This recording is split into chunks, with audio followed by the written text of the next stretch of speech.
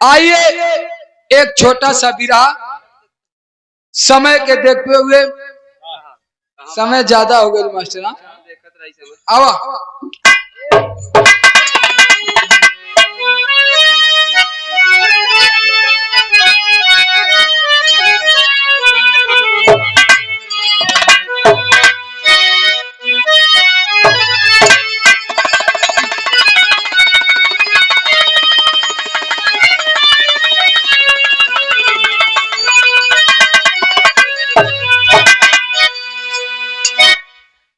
कि तारे नारा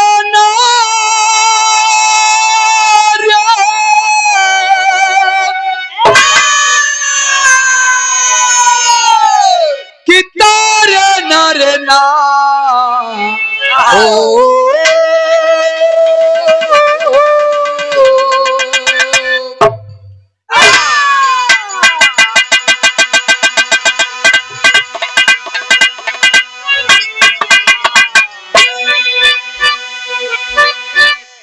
चार लाइन भूमिका में कवि जी संकेत करत हवन।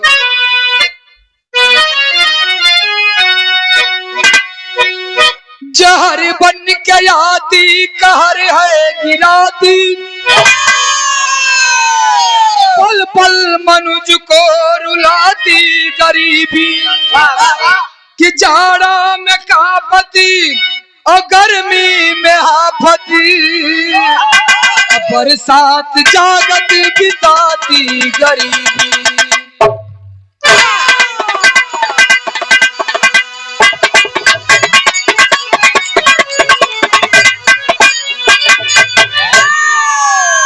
कि बचवा की रोटी पे झपटे नाई, कि अपना असर जब दिखाती गरीबी,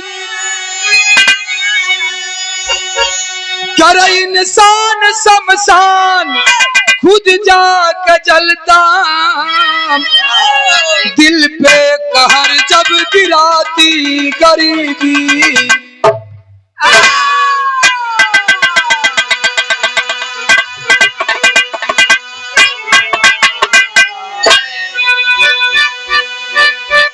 गरीबी क्या होती है बाबू ये दुनिया में? एक गरीब की कहानी बताने जा रहा हूं। आज भी हमारे देश में 65% गरीब तबके के लोग रहते हैं।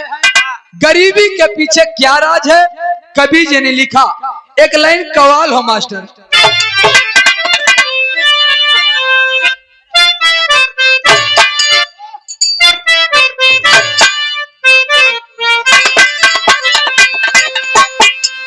अरे ये हल्का हल्का, हाँ ये हल्का हल्का, ये हल्का हल्का सुरूर है साथी।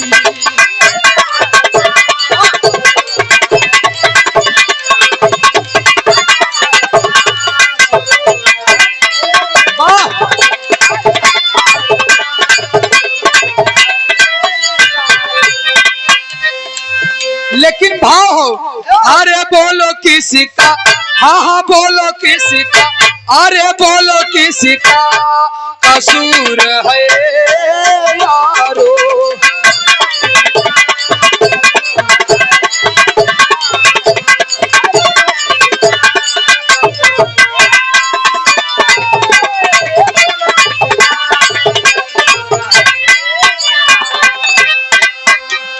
कि बोलो किसका कसूर है यारो,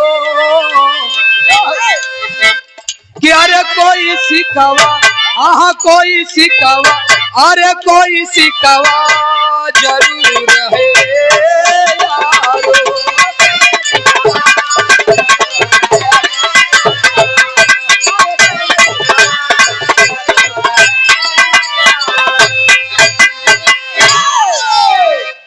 पेशादार 101 रुपए पुरस्कार पिता तुलाब वकील यादव साउंड कंपनी बरौद के धरती से, कोइरौना के पावन धरती से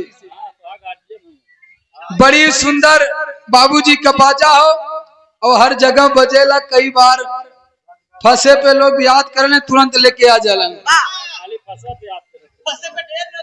फंसे पे ढोर लेके याद कर। मास्टर आज तू फंसे में आ जा।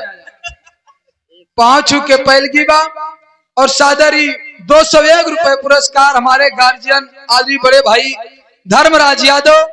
5 छू के पैलगी बा, सबके एक स्वर में नमन आशीर्वाद की प्रतीक्षा बा। और सादर 101 रुपए पुरस्कार आदरणीय रामजीत यादव मास्टर साहब भोरी के पावन सरजमी से 5 छू के पैलगी बा, आशीर्वाद की प्रतीक्षा बा। हमें से कहानी के शुरुआत बा बाबू। आखिरकार ई कहानी कैसन बा, कहानी केकर हो, शहर के लाइन में कहे के पड़ल का।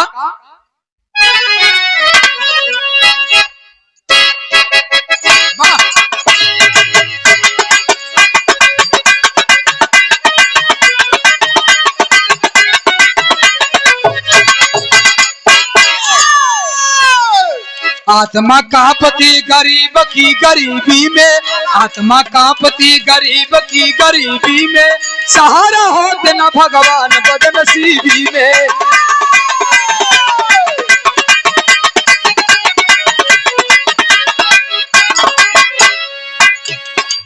जिला देवरिया खास पांडे राम दीन रहे, जिला देवरिया खास पांडे राम दीन रहे, गरीबी चरम सीमा पर थे वो गमगीन रहे।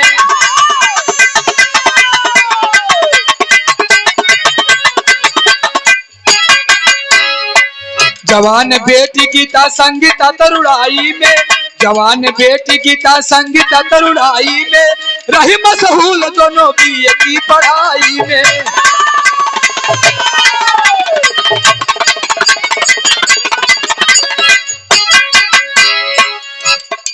बेटा मनोज 10 में पढ़ रहा लाचारी में, बेटा मनोज 10 में पढ़ रहा लाचारी में, मालती माता यहाँ भर रही बीमारी में।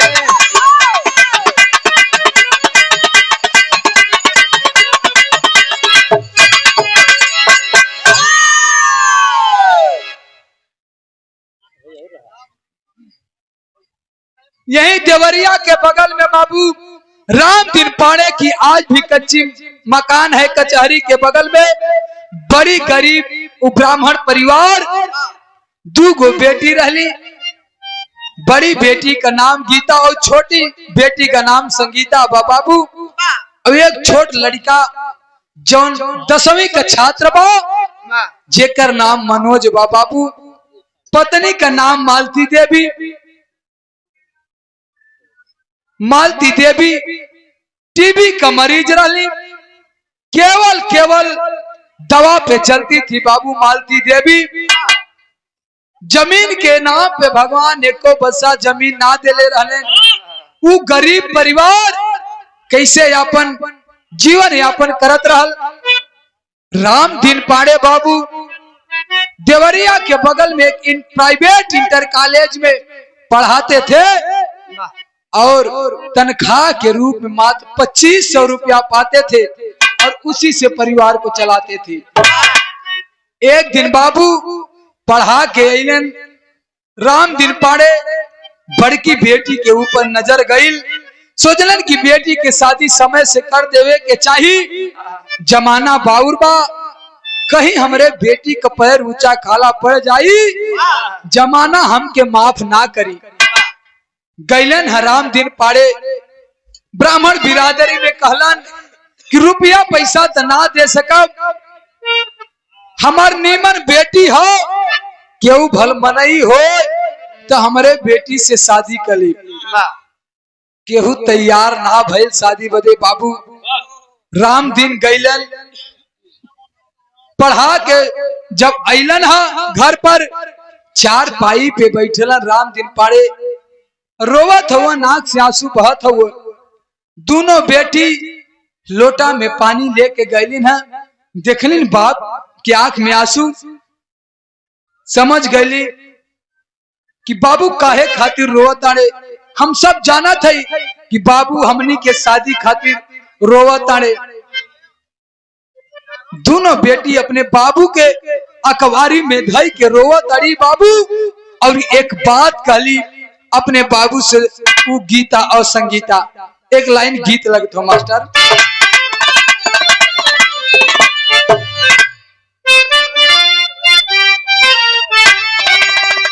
आय हरे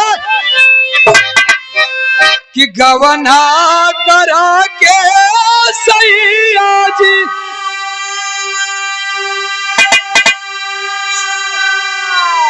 क्या रे गवना करा के सैया जी अरे बस गईला सहारा में उठेला दरदिया रे हमारा, उठेला दरदिया रे हमारा गतरे गतर में उठेला दरदिया रे हमारा गतरे गतर में।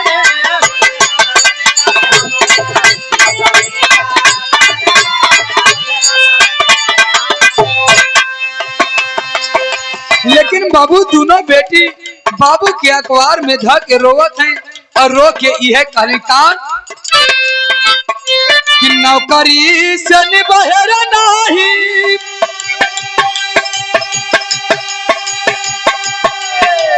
नौकरी से निबहर नहीं, खर्चा हो घर के गरीबी में भार भई बिटिया, गरीबी में भार भई बिटिया बाबूजी के सर के गरीबी में भार भई बिटिया बाबूजी के।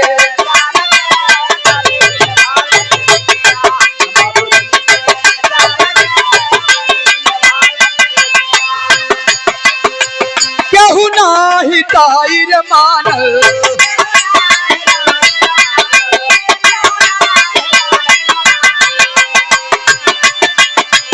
तन को नाही ताईर जानल।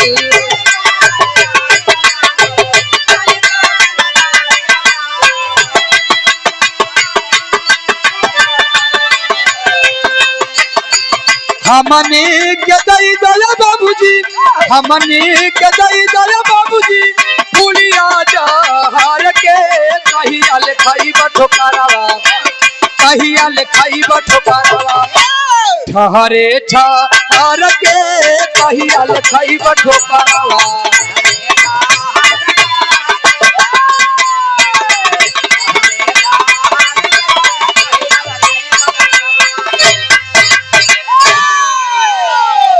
दोनों बेटी कहने की बाबूजी कहियो सुतला में हमने के जहर दे के मुआ देता, लेकिन ई दिन देखे के ना पड़त।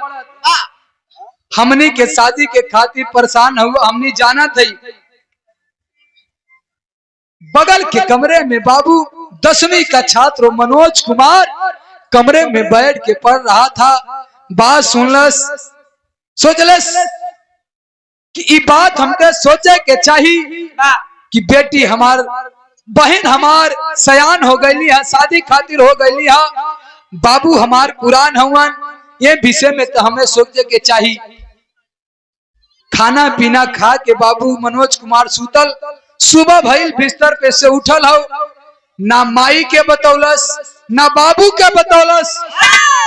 निकल गई देवरिया रेलवे स्टेशन पे। बाबू देवरिया रेलवे स्टेशन पे जा करके गाड़ी पकड़ा और चला गया लखनऊ। लखनऊ से गाड़ी पकड़ा चला गया दिल्ली। दिल्ली में जाके बाबू एक प्राइवेट फैक्ट्री में वो मनोज कुमार भी नौकरी करने लगा। 24-25 लड़का भी पावे लगल। चिट्ठी लिख के घरे भेजलस कि माई तनिको चिंता मत करी है, बाबू तनिको चिंता मत करी हो, हम भागल नहीं के हई, दिल्ली में हम हो नौकरी करत हई, 24-25 रुपया हम हो पावतानी, साल 6 महीना कुछ कमा के हम दे दे, कुछ बाबूजी का तनख्वाह रही, बड़की बहन का शादी हो जाई। जब चिट्ठी पौली है मालती देवी स्कूल से पढ़ा के राम दिन पाड़े अले हा, अगर आके चिट्ठी लेके गईलिन का हो, कहत रहला कि बाबू हमार भाग गईले। अरे ना, बाबू हमार भागल नहीं के, बाबू हमार दिल्ली में नौकरी करत हवन।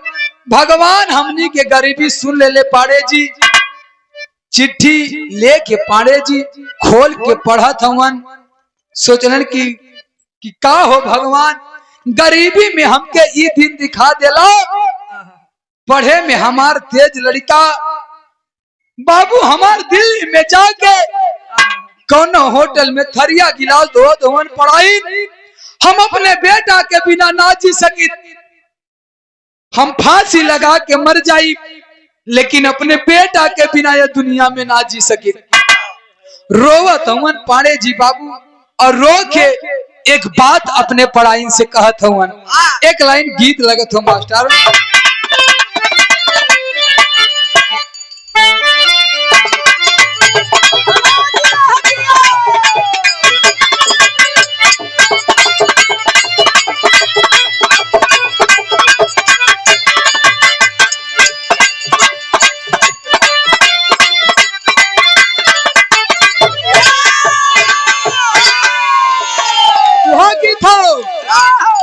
दूध घीवा खाई दहिया बनाई,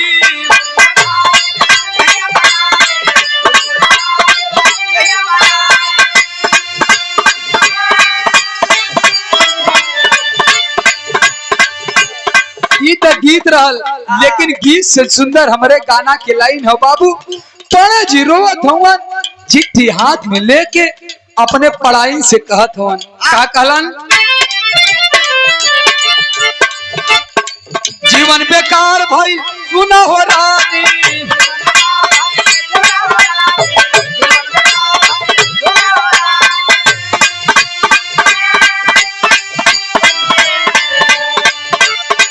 जीवन बेकार भाई सुना हो रानी, बाबू भरत होई कनक के पानी।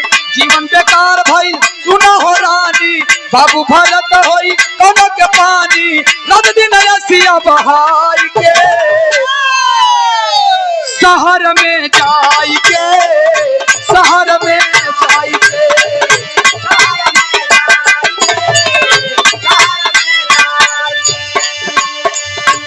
मन करे रसरी में नटई फसाली, डल के किरासन मोया की लगाली।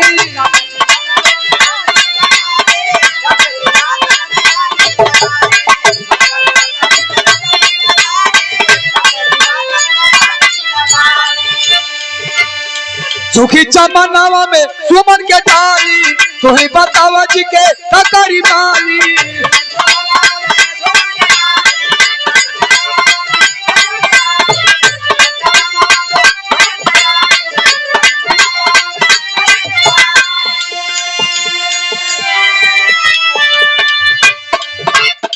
सुखी चमनावा में सुमन के डाली, तो ही बतावा जी के तकरी माली। सुखी चमनावा में सुमन के डाली, तो ही बतावा जी के तकरी माली।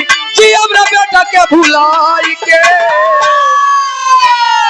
शहर में जाई के, शहर में जाई के,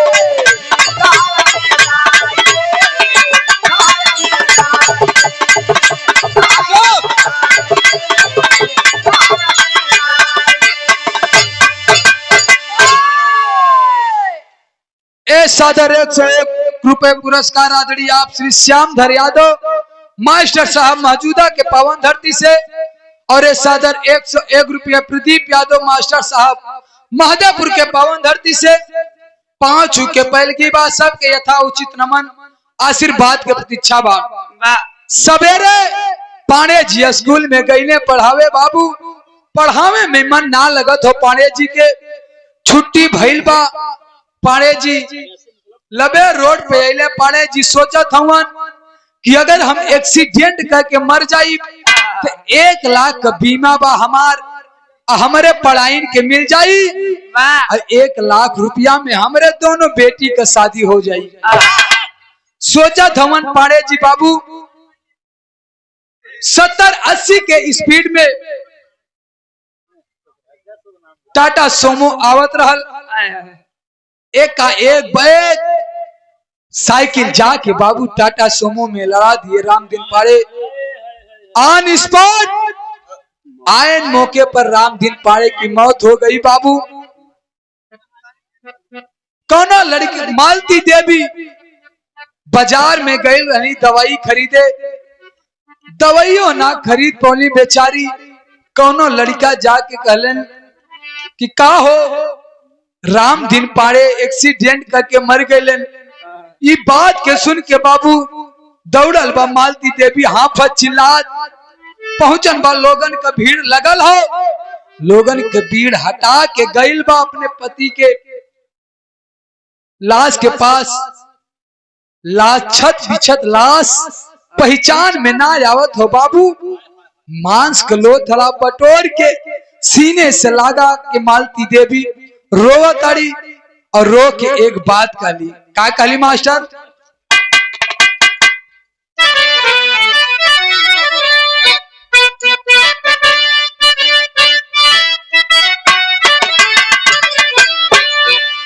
वह गीत बाकी पिया परदेस गइले,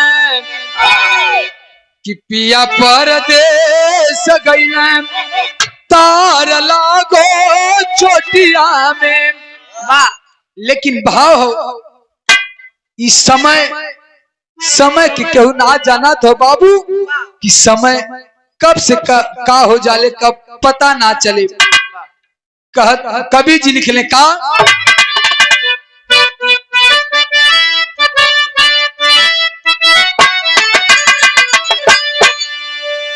कि केहू नाही जाने पावल हाल ऐसा मैया के।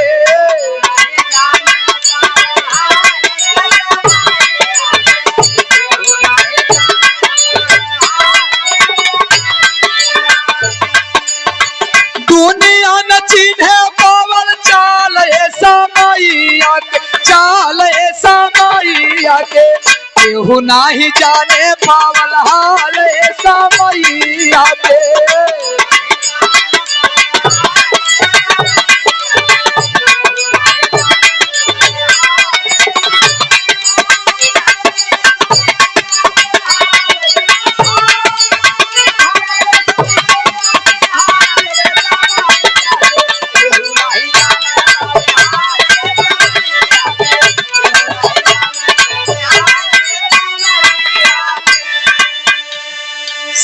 समय सबसे बलवान होले बाबू, समय के केहू ना जान पावेला। कि आवत रहल पाड़े जी कॉलेज से पढ़ाई के।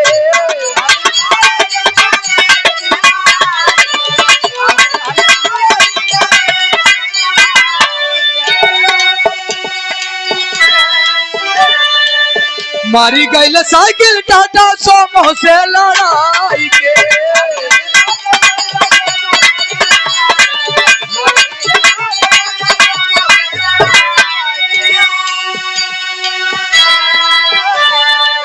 दुनिया न चिन्हे पावल चाल ऐसा मैया के, चाल ऐसा मैया के। केहू नहीं जाने पावल हाल ऐसा मैया के।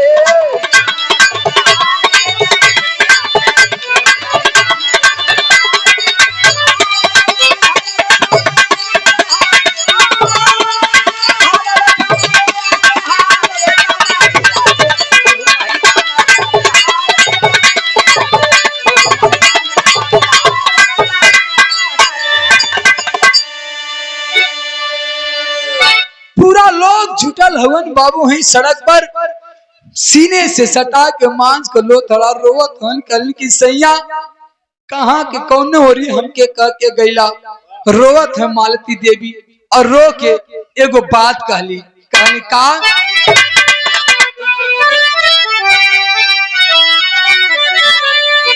यह मालती देवी कहली अरे रोवली गुजरिया धोई के।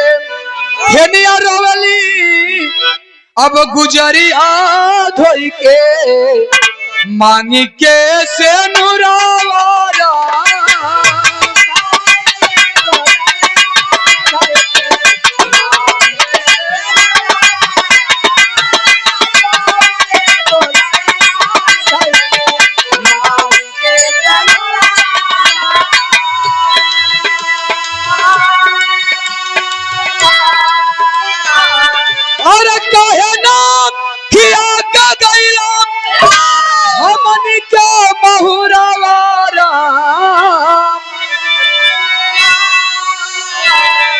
मालती देवी कहलिन की सैया एगो बात बता दिले रहता का कि गीता संगीता कैसे कारी है सबूरावा।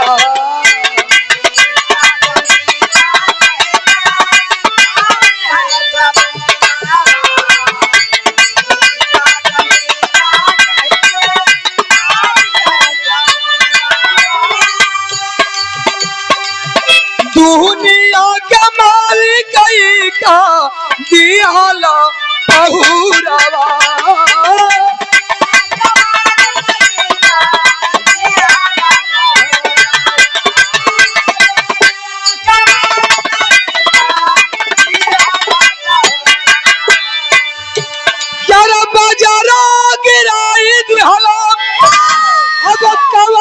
कसुरावारा अरे रोवेली गुजरिया धोई के मानी के से नुरावारा।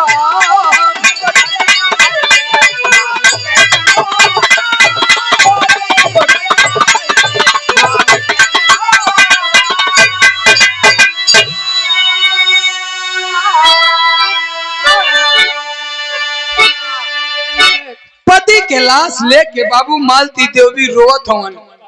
तब भइल का बाबू यही मौत निज खौफ के कारण, यही मौत निज खौफ के कारण पत्थर दिल दहलाती है और यही मौत असहायों की मजबूरी भी बन जाती है। सदर देवरिया एके सिंह एसपी जब खबर को पाए हैं, बाबू देवरिया के कप्तान महोदय जब ये खबर को पाए हैं अपने दल बल के साथ आते हैं। एसपी साहब सांत्वना देते हैं कि मत रो, जो होना था वो हो गया, जो विधि के विधान में लिखा था वो तो हो गया। एसपी साहब के पैर पकड़ के मालती देवी रोवत हैं कि साहब हमनी के तो दुनिया उजड़ गई, अब हमारी बेटी के बियाह कैसे हुई। एसपी साहब समझावत हवन कि रो मत, जवन होके के तो हो गई, जेकर केहू ना सहारा होले ओकर ऊपर वाला सहारा होए। ए सदर 101 रुपए पुरस्कार आदरणीय पितातुल श्री सुभाष यादव पान भंडार खड़गपुर के पावन सरजमी से, और इस सदर 101 रुपए पुरस्कार आदरणीय पितातुल श्री दिनेश यादव बहराइची के पावन धरती से 5 के पहल की बा, सबके यथा उचित नमन आशीर्वाद के प्रतीक्षा बा।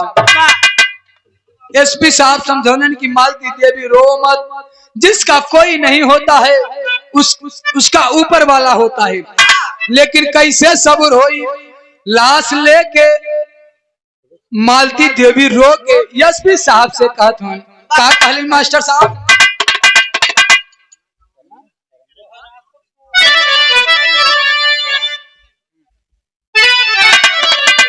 मालती देवी रोतन कर तोहरा के छोड़ बनाही, मुहवा के मोड़ बनाही, तोहरा के छोड़ बनाही, मुहवा के मोड़ बनाही, सैया तू गईला कवना देश हो। तजली पर नवा गोरी बढ़ेला बेदनवा भाई, तजली पर नवा गोरी बढ़ेला बेदनवा भाई, सहली ना सैया के का देश हो। रोवत हन बाबू पति के लाश लेके सीने से लगा के रो रही कि सैया कौने और के हमके कह के गईला, सबूर होत ना बा। तब किया के चेयरमैन साहब फर्ज के निभाई दियाला, और सिका सिंह एसपी पंचनामा भरवाई दियाला। काये गो सैया कबले बजरा गिराई बाहो, काये गो सैया कबले बजरा गिराई बाहो, अब काबा चला बाटे से साहो।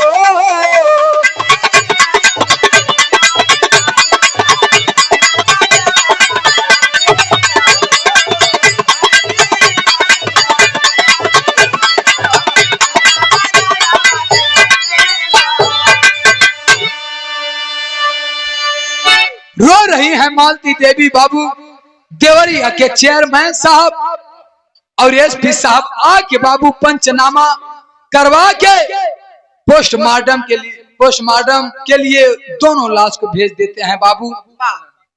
तो भइल का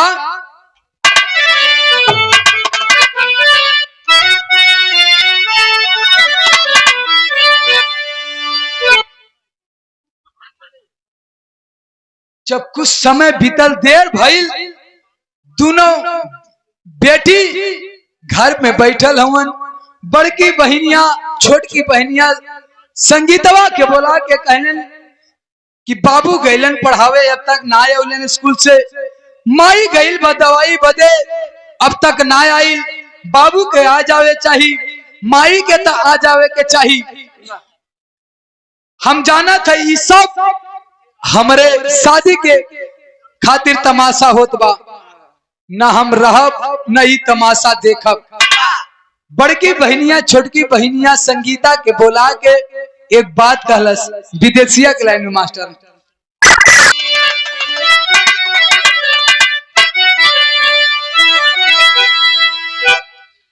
कि हमनी के कारण पढ़ल छोड़ल बिरनावा हो, अरे दिल्ली में करता बाटे नौकरी आए बहिनी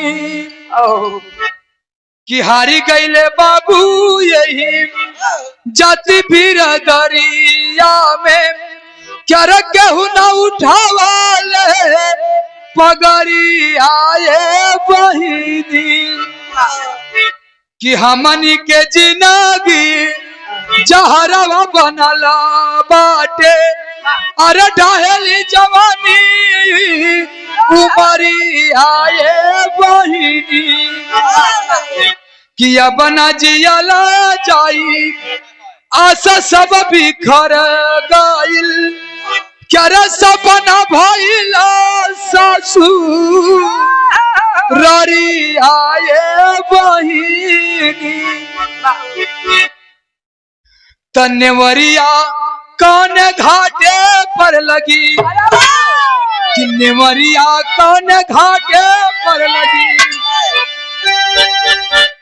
दोनों बहन बड़की बहनिया छोटकी बहनिया से कहले कि बहन हमनी के खातिर हमार छोट भाई दिल्ली जाके कमात हो, खाली हमारे शादी खातिर। तब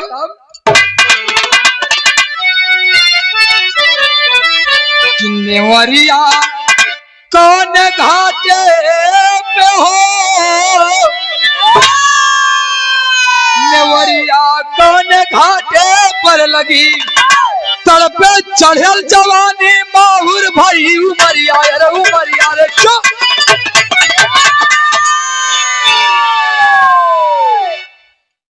सोच गई बड़की बहन कि ई सब तमाशा हमारे शादी के खातिर होत बा, न हम जियब न ई तमाशा देखब। जाके बाबू गइल बा माई वाले घर में और माई वाला बक्सा खोले बा, तब भइल का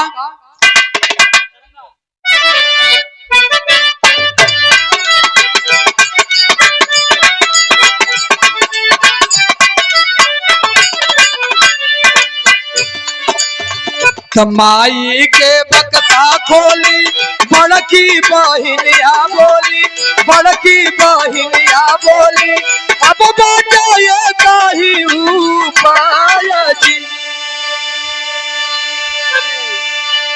कवनो सहारा नाया भागिन के लौकल बाटे, पगली के लौकल बाटे, गईली फोनायल गोली खाया जी,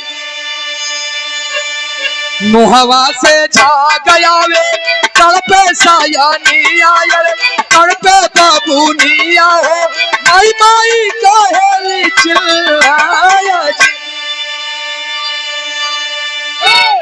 जाके बाबू माई के घर में गइल बा और वह माई के काठ वाला पुरनका बक्सा खोल ले बा, वही बक्सा में फिनाइल का गोली पौले बा। बाबू एक फिनाइल का गोली खा गई बड़की बहन गीता, मुंह से झाग आवे लगल। जब चलल तो दुआरी पे गिर गई बाबू। जब गिर गई तो गीता भी ये दुनिया के छोड़ के चल देली बाबू। छोटकी बहन संगीता जब देखली अपने बहन का हालत, अपने बहन के लेके लाश गोदी में रोवत हो और रो के कहत हो का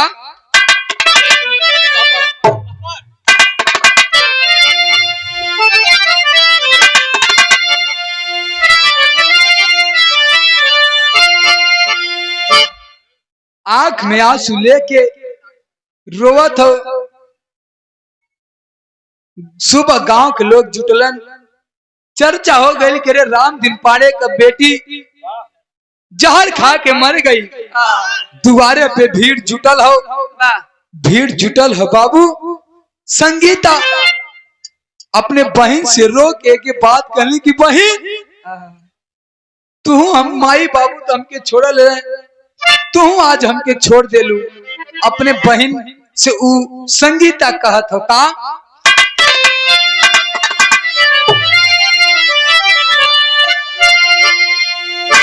क्या रे कहवा गइलू हमारा के बिसराई मुहावा खोलना। क्या रे कहवा गइलू हमारा के बिसराई मुहावा खोलना।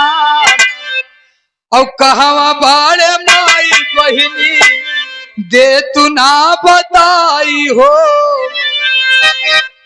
कहली कि बहन हमके छोड़ के तू कहां चली गइलू। कहत हन गीता संगीता गीता से का कि कही के संगीतवा अब के हमारा के बोलाई हो। और भिन्न सहारा जगा के ट्रांसलेशन के पढ़ाई हो। करे तबले रुकल कर दुआरे आई मुहावा खोलना। करे तबले रुकल कर दुआरे आई मुहावा खोलना। ओ भैया देता बहिनी के जगाई मुहावा खोलना।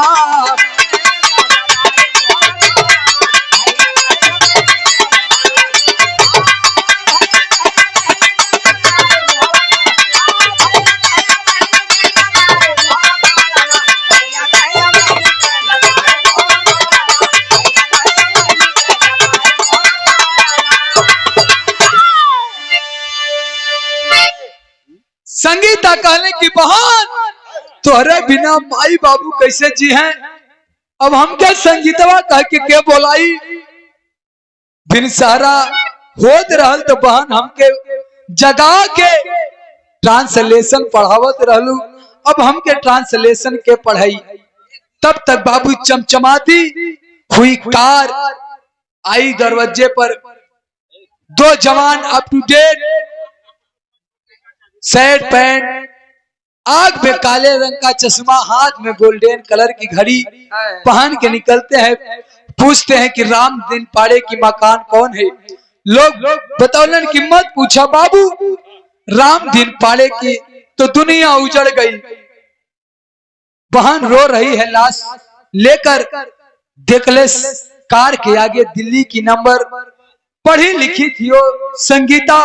सोच गई लग रहा है कि मेरा भाई दिल्ली से कमा कर आया है। उड़ के गई है कार के पास। ताबूत में लाश है। छोट भाई का फरका उठौले जली जबले।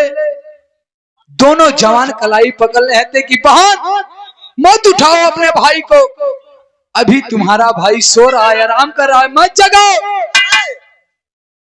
एक चिट्ठी निकाल के जेब से बाबू संगीता के हाथ में देते हैं दोनों जवान। और चिट्ठी खोल के जब संगीता पढ़े ली थी भाई का बाबू आल्हा के लाइन में कहना बा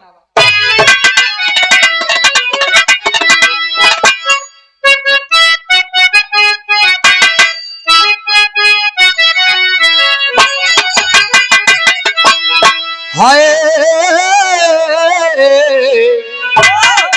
कि चिट्ठिया थमवला सारी। हाँ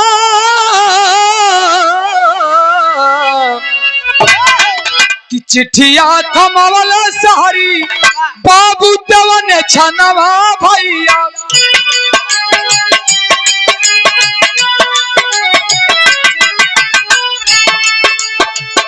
पढ़ा यही में बिरना को समाचार 2 लाख रुपया कहने 2 लाख रुपया शादी खातिर भेजले बाड़े।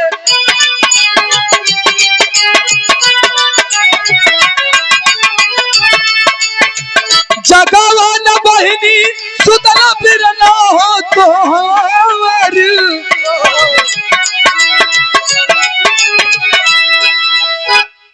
दोनों जवान चिट्ठी थमा देते हैं संगीता को कि बहन जगाओ मत बहन, अभी तेरा भाई आराम कर रहा है। और निकाल के 2 लाख रुपया देते हैं, कहते हैं कि बहन ले रख ले 2 लाख रुपए, तुम्हारे शादी के खातिर भेजे हैं। जब आगे चिट्ठी पढ़ल और संगीता तो भइल का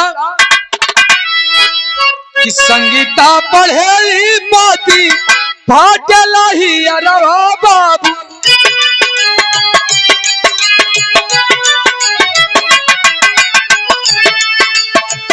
करिहाया पसो सजनी बहनी हो हमार,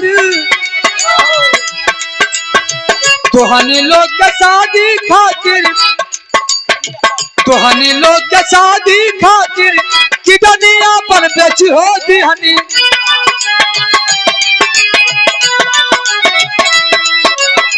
निकसी तो तू ना जाना चाहिए ससुराल।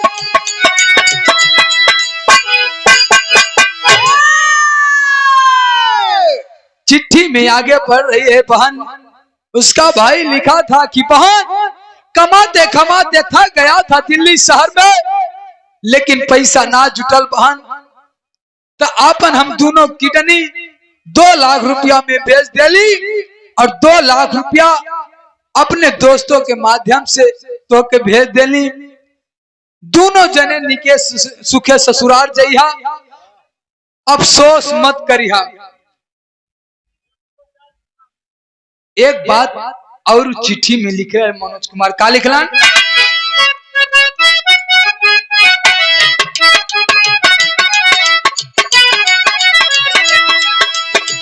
एक ही के सकबा काबो दुआरा पर न आवे पाई।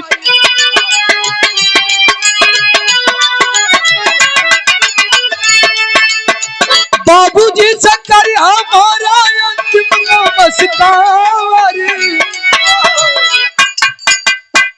भाई कह रहा है कि बहन एक ही चीज का अफसोस है कि कब तोरे दरवाजे पे ना आ पाई और हमार बाबूजी से अंतिम नमस्कार कर दिया। चिट्ठी में नीचे लिखा कि आप सबका अभागा भाई आपका मनोज कुमार। कार से मनोज कुमार की लाश निकाली गई। बजर तो और हो गई बाबू, जब लाश निकालल गए तो भइल का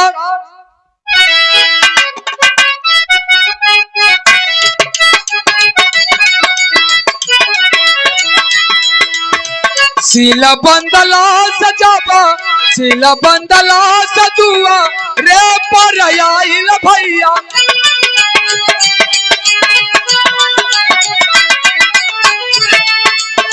माई माई के संगीत सुधार। जब लाश निकाली गई कार से बाबू लाश देख के आवाक रह गई संगीता। लाश पे गिर के रोने लगी बाबू।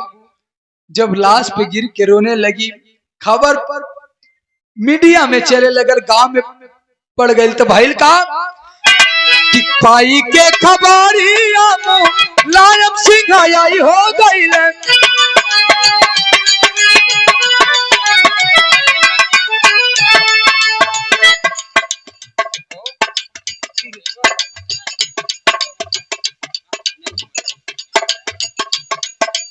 आदरणीय खबरिया मुलायम सिंह आई हो गई।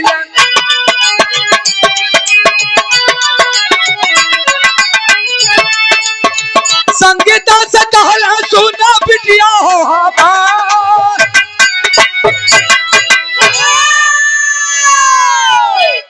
हर दल के नेता पहुंचे बाबू, फोटोग्राफर पहुंचे, मीडिया के लोग पहुंचे, फोटो ले रहे। सूबे के पूर्व मुख्यमंत्री रहे आदरणीय माननीय मुलायम सिंह यादव को खबर लगी। 2 दिन के बाद देवरिया जनपद में मुलायम सिंह आते हैं, जाते हैं उस मृत परिवार के यहाँ। उस मृत परिवार में एक ही लड़की बची संगीता। जाके संगीता को अपने गले को लगाते हैं, कहने की बेटी जिसका कोई नहीं होता उसका ऊपर वाला होता है, चिंता मत करो। रो रही है संगीता बाबू, लाश से लिपट के। लाश गांव के लोग बाबू जाके अंतिम संस्कार कैलन। मुलायम सिंह ढाढस बदौलन कि बेटी रो मत, जिसका कोई नहीं होता ऊपर वाला होता है, जो विधि के विधान में लिखा था।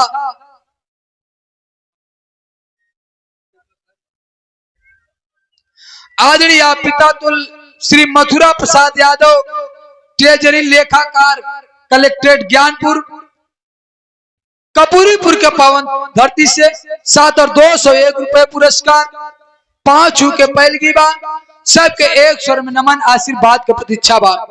कहने की चिंता मत करो बेटी। आए दिन बाबू बहन बेटियों की दहेज के चलते बहन बेटी फांसी से लटक के मर रही हैं, किरासन का तेल छिड़क के मर रही हैं। माननीय मुलायम सिंह यादव ने ऐलान किया कि जिस दिन उत्तर प्रदेश में समाजवादी की सरकार बनेगी, उस दिन मुलायम सिंह यादव, किसी भी तबके के लोग होंगे, किसी भी जात के लोग होंगे, समाजवादी पार्टी हर बेटी को, हर बहन को कन्या विद्याधन के रूप में 25,000 रुपए देगी। सांत्वना दे के बाबू कहले संगीता से कि बेटी चिंता मत करो। माननीय मुलायम सिंह यादव बाबू उस बेटी की शादी भी कैलन। एक बात अब संगीता से माननीय मुलायम सिंह यादव कहलन, आखिरी लाइन में,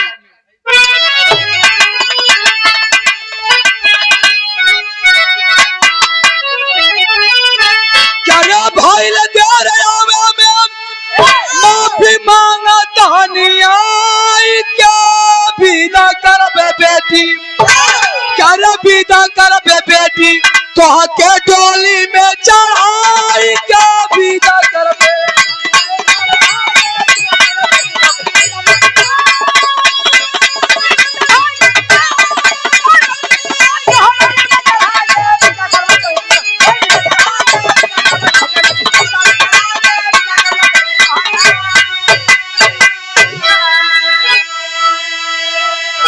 माँ भी मंगलन की बेटी आवे में तो देर भाई, लेकिन शादी उस संगीता की शादी करवाए माननीय मुलायम सिंह और उसी देवरिया में एक प्राइवेट इंटर के कॉलेज खुलवाए और उसी कॉलेज के सामने बाबू चारों लोग की मूर्ति वहीं लगवाए कॉलेज के सामने। तब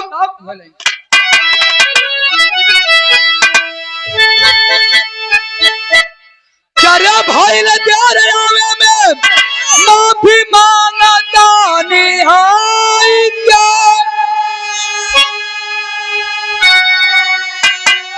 विदा कर बेटी, क्या विदा कर बेटी, तो के डोली में चढ़ाई, के विदा कर बेटी।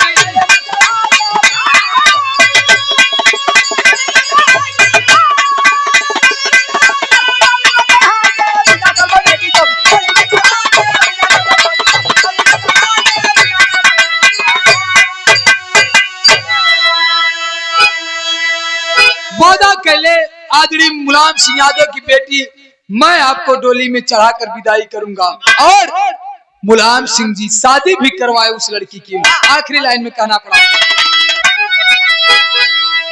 तो जय जखाड़ गुरजदू लौटन की लहरे फुलवा,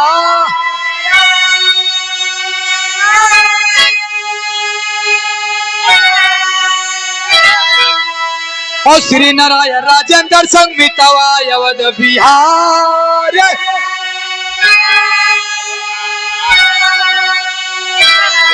अरे नेवरिया कौन घाटे पर लगी, अरे नेवरिया कौन घाटे पर लगी, संतोष कबीर राजेंद्र बरसाली होनहारिया हो नेवरिया कौन घाटे पर।